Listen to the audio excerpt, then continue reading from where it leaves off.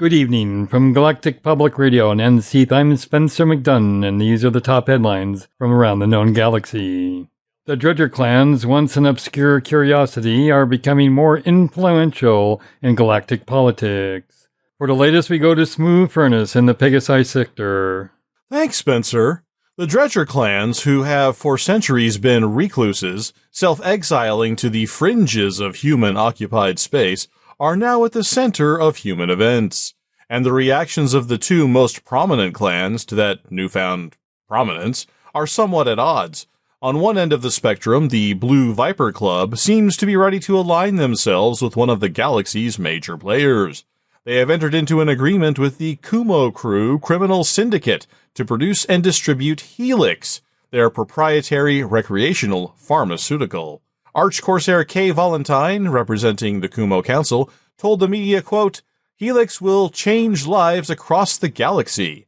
Derived from high-quality organic crops and with many medicinal and psychological benefits, it is guaranteed to bring contentment." End quote.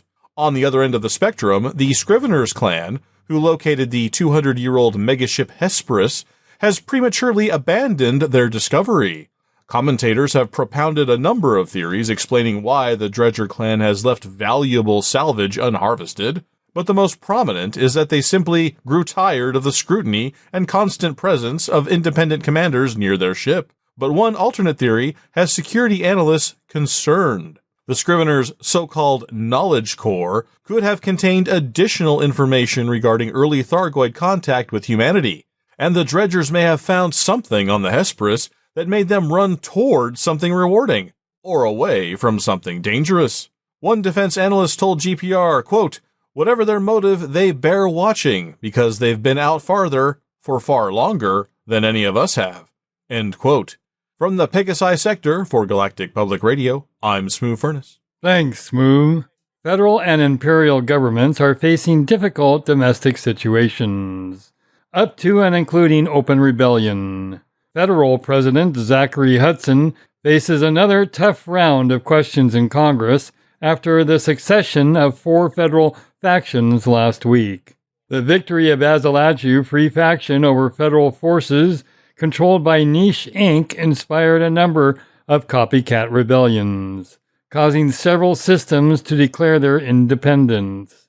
While President Hudson tried to blame Liberal Party leader Felicia Winters for fomenting instability, most commentators, and indeed the rebels themselves, blame Hudson's surveillance policies for the unrest. And the Imperial Senate is sharply divided over the inclusion of Neo-Marlinist Liberation Army in the Marlinist government. Despite this controversial change, Senator Lorcan Scordato proposed formal diplomatic relations with the Marlinist colonies to the Senate last week. Wasting no time drawing the battle lines, Senator Denton Petraeus immediately responded to the proposal stating, quote, "As a matter of honor and principle, the Empire does not negotiate with terrorists." End quote.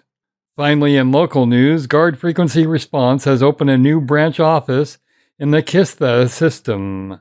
Local dignitaries and business leaders attended a ribbon-cutting ceremony on the starport of Elion City, in orbit around Kista AB-1.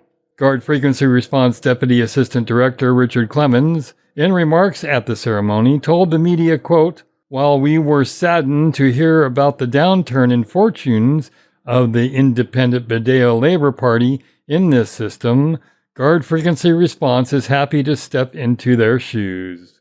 We intend to offer the same high-quality management and safety services to the people of Kista that we do in every system where we have a presence. And we want to hear from everyone about our vision for this station and the people who live and work here, as opposed to the old guard. As of this moment, we are currently involved in the election against the Labor of Kista federal faction, and we would appreciate everyone's support in our campaign." End quote. Until the next turn of the world for Galactic Public Radio, I am Spencer McDunn. Good night.